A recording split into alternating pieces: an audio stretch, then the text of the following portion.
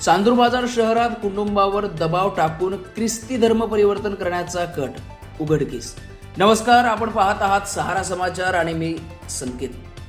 चांदूर बाजार शहरामध्ये कुटुंबावर दबाव टाकून ख्रिस्ती धर्म परिवर्तन करण्याचा कट उघडकीस आला आहे। Indian children's new life mission या ख्रिस्ती संस्थेच्या माध्यमातून चांदूर बाजार येथील उदय कॉलनी परिसरात गेल्या अनेक वर्षांपासून रविवारच्या दिवशी लहान मुलांना ख्रिश्चन धर्माचे धडे दिले जात असल्याचा गंभीर आरोप तक्रारदाराने केला आहे। या संस्थेमध्ये सुमारे 10 वर्ष काम केलेले तक्रारदार अमोल वानखेडे यांनी आपल्यावर व त्यांच्या कुटुंबावर बळजबरीने धर्म परिवर्तनासाठी मानसिक व शारीरिक त्रास दिल्याचा गंभीर आरोप त्यांनी त्या संस्थेवर केला आहे।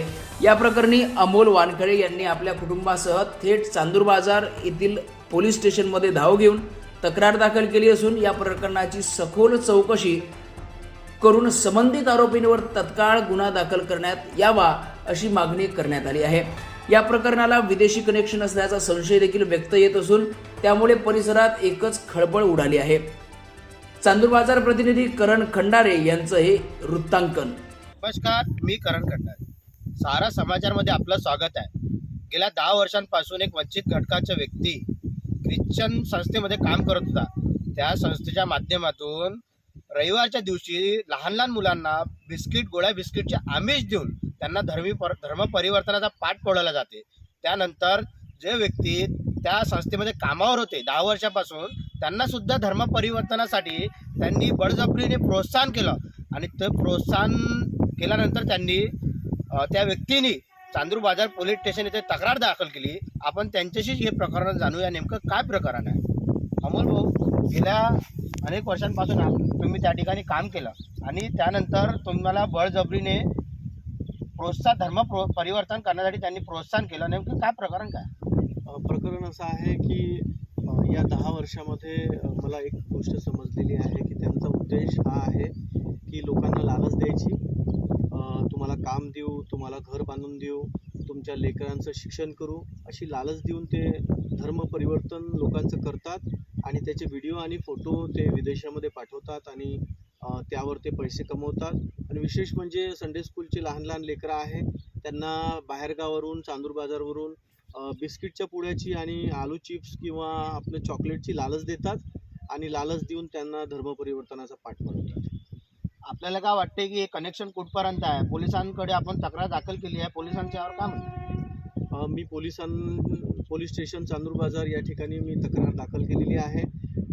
जोसेफ खुदावंत, विक्टर खुदावंत, एल्विना खुदावंत आणि अनंत मानकर हे 4 जे लोक आहे हे लहान लेकरांना धर्म परिवर्तनाचा पाठ पडवतात आणि मी पोलीस प्रशासनाकडे यांच्या नावाची तक्रार दिलेली आहे। आणि हे जे रॅकेट आहे हे चांदूर बाजारपासून तर नॉर्वेपर्यंत आहे आणि नॉर्वेचे करेस्टोका आणि बेंटेस्टोका ह्या सर्व गोष्टीसाठी पैसा पुरवतात। आणि दाबिरीमध्ये सुद्धा त्यांच्या संस्थेच्या माध्यमातून काम सुरू आहे आणि त्या संस्थेच्या माध्यमातून ते काम सुरू असताना त्या ठिकाणी सुद्धा धर्म परिवर्तनाचा पाठ त्या ठिकाणी पडवला जाते अशी सुद्धा माहिती आम्हाला आलेली आहे। त्यावर काय म्हणणं आहे तुमचं? ही गोष्ट खरी आहे। त्या ठिकाणी इन्स्टिट्यूट चालते आणि सोमवार ते शुक्रवार त्या ठिकाणी मुलीसुद्धा त्या ठिकाणी येतात आणि त्या ठिकाणी सुद्धा जोसेफ खुदावंत हे त्यांना धर्म परिवर्तनाचं पाठ पडवतात। आणि संडेला त्या ठिकाणी संडे स्कूल चालते आणि त्या Sunday school chosen vessel Sunday school त्या संडे स्कूलचं नाव आहे आणि उदय कॉलनीमध्ये पण तेच संडे स्कूल चालते आणि त्या ठिकाणी त्या लहान लेकरांना गोळा करून धर्म परिवर्तनाचा पाठ पडवला जाते।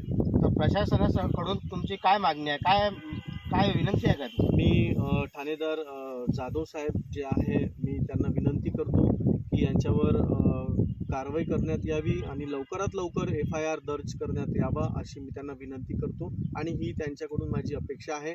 कारण मी विशेष ठाणेदार साहेबांना आग्रहाची विनंती करतो की माझी मानसिक जे स्थिती आहे ते खालवलेली आहे, कारण यांनी मला त्रास देऊन, मला धर्म परिवर्तनाचं लालच देऊन आणि मला टॉर्चर करून यांनी मला कामावरून काढलेलं आहे।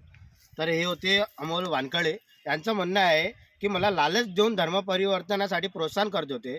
त्यांनी पोलिसांना मागणी केली आहे की लवकरात लवकर FIR त्यांच्यावर दाखल व्हावा आणि त्यांची चौकशी करून तात्काळ त्या दोषी व्यक्तींना त्या शिक्षा मिळावी अशी त्यांची मागणी आहे.